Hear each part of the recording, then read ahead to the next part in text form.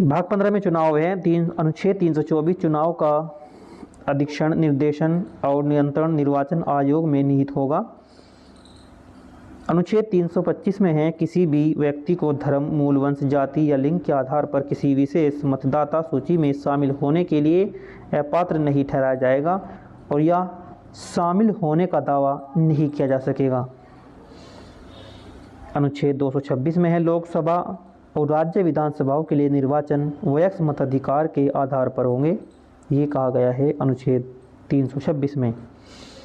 अनुच्छेद 327 विधानमंडल के निर्वाचनों के संबंध में उपबंध करने के संसद की शक्ति, और अनुच्छेद 328 है, किसी राज्य के विधानमंडल की ऐसी विधानमंडल के लिए निर्वाचनों के संबंध में उपबंध करने की शक्ति।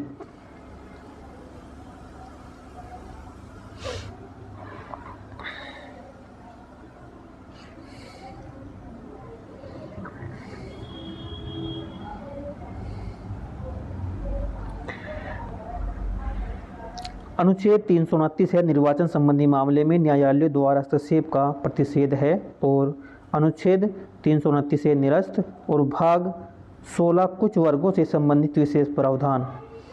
भाग 16 जो है कुछ वर्गों से संबंधित विशेष प्रावधान है, किस अनुच्छेद से है?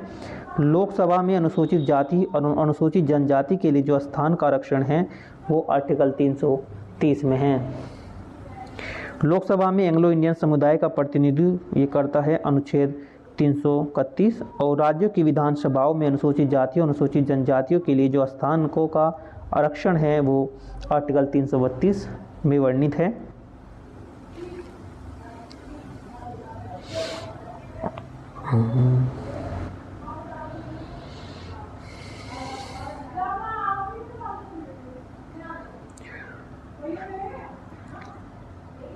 अनुच्छेद 333 है, राज्यों की विधानसभाओं में आंग्ल भारतीय समुदाय का प्रतिनिधित्व है। और 334 में स्थानों का आरक्षण और विशेष प्रतिनिधित्व 60 वर्ष के बाद समाप्त हो जाएगा।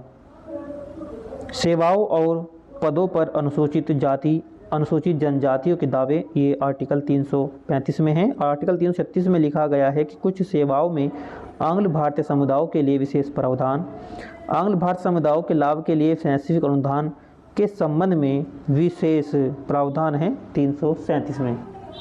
338 में है, राष्ट्रीय अनुसूचित जाति आयोग।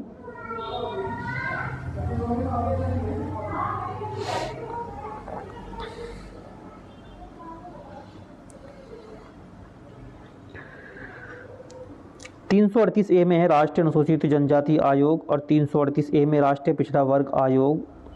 339 में है, अनुसूचित क्षेत्रों के प्रशासन और अनुसूचित जनजातियों के कल्याण पर संघ का नियंत्रण। 340 में पिछड़े वर्गों की स्थिति की जांच के लिए आयोग की नियुक्ति। और अनुसूचित जातियां जो है ये 341 में है। 342 में अनुसूचित जनजाति। और 342 ए में सामाजिक एवं शैक्षणिक रूप से पिछड़ा वर्ग। और भाग 17 में है राजभाषा। भाग 17 में क्या है? राजभाषा है, राजभाषा। तो संघ की राजभाषा है 43 में, अनुच्छेद जो है 43 में है। अनुच्छेद 343 में संघ की राजभाषा है। और संघ की राजभाषा संबंधी आयोग एवं संसदीय जो समिति है वह 344 में है।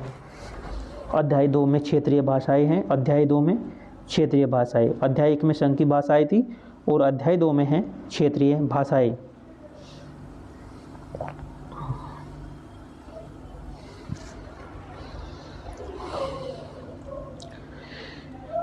अनुच्छेद 345 किसी राज्य की राजभाषा या राजभाषा या भाषाएं हैं। और एक राज्य और दूसरे राज्य के बीच अथवा किसी राज्य और संघ के बीच पत्रादि की राजभाषा है। और अनुच्छेद 347 में किसी राज्य की जनसंख्या के एक वर्ग द्वारा बोली जाने वाली भाषा के संबंध में विशेष उपबंध है 347 में।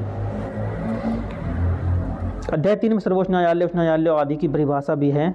अध्याय 3 में उच्च न्यायालय तथा उच्च न्यायालयों में तथा अधिनियमों, विधेयकों आदि के लिए प्रयोग की जाने वाली भाषा है।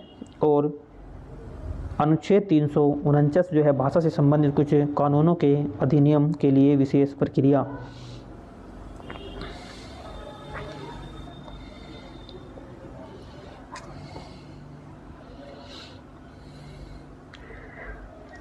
अध्याय 4 में विशेष निर्देश है। आर्टिकल 350 में शिकायतों के निवारण हेतु अभ्यावेदना में प्रयोग की जाने वाली भाषा है और प्राथमिक स्तर पर मातृभाषा में शिक्षा की सुविधा है। ये आर्टिकल 350A में है। 350B में लिखा गया है भाषाई अल्पसंख्यकों के लिए विशेष अधिकार हैं। और आर्टिकल 351 में हिंदी भाषा के विकास के लिए निर्देश है। भाग 18 आपातकालीन प्रावधान।